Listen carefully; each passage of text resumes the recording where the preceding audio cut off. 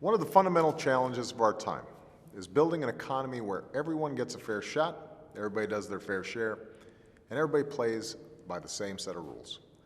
And as many Americans rush to file their taxes this weekend, it's worth pointing out that we've got a tax system that doesn't always uphold the principle of everybody doing their part. Now, this is not just about fairness. This is also about growth. It's about being able to make the investments we need to strengthen our economy and create jobs. And it's about whether we as a country are willing to pay for those investments. In a perfect world, of course, none of us would have to pay any taxes. We'd have no deficits to pay down, and we'd have all the resources we needed to invest in things like schools and roads and a strong military and new sources of energy, investments that have always bolstered our economy and strengthened the middle class. But we live in the real world with real choices and real consequences. Right now, we've got significant deficits to close. We've got serious investments to make to keep our economy growing.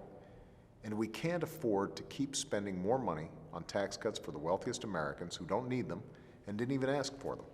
Warren Buffett is one of the world's wealthiest men, but he pays a lower tax rate than his secretary. That's just the way the system is set up. In fact, 1 in 4 millionaires pays a lower tax rate than millions of hardworking middle-class households. As Warren points out, that's not fair and it doesn't make sense. It's wrong that middle-class Americans pay a higher share of their income in taxes than some millionaires and billionaires.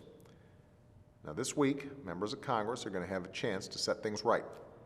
They get to vote on what we call the Buffett Rule. It's simple.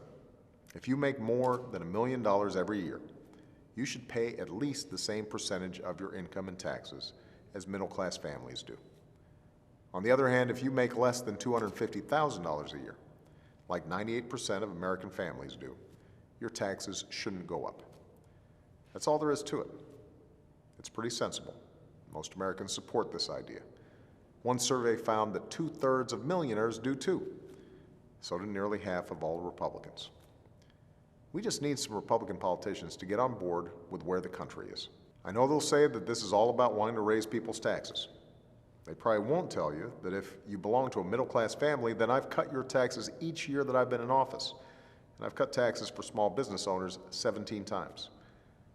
But the thing is, for most Americans like me, tax rates are near their lowest point in 50 years.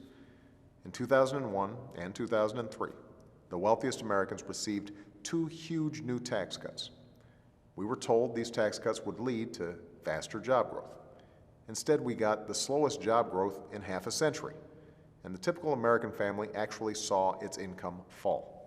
On the flip side, when the most well-off Americans were asked to pay a little more in the 1990s, we were warned that it would kill jobs. Instead, tens of millions of jobs followed. So we've tried this trickle-down experiment before. It doesn't work. And middle-class families have seen too much of their security eroded over the past few decades for us to tell them they're going to have to do more because the wealthiest Americans are going to do less. We can't stop investing in the things that will help grow our economy and create jobs.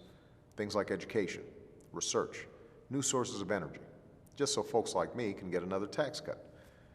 So I hope you'll ask your member of Congress to step up and echo that call this week by voting for the Buffett Rule. Remind them that in America, prosperity has never just trickled down from a wealthy few. Prosperity has always been built by a strong, thriving middle class.